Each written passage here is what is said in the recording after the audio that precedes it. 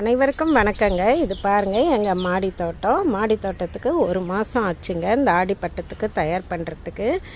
நான் எல்லா ஸ்டாண்டையும் புதுசாக மாற்றிட்டு இப்போ இந்த மாதிரி யூபிவிசியில் ரெடி பண்ணி எல்லா செடி கொடிகளையும் எடுத்து அது மேலே வச்சாச்சுங்க. இதுக்கு எனக்கு 1 மாதம் ஆயிடுச்சுங்க.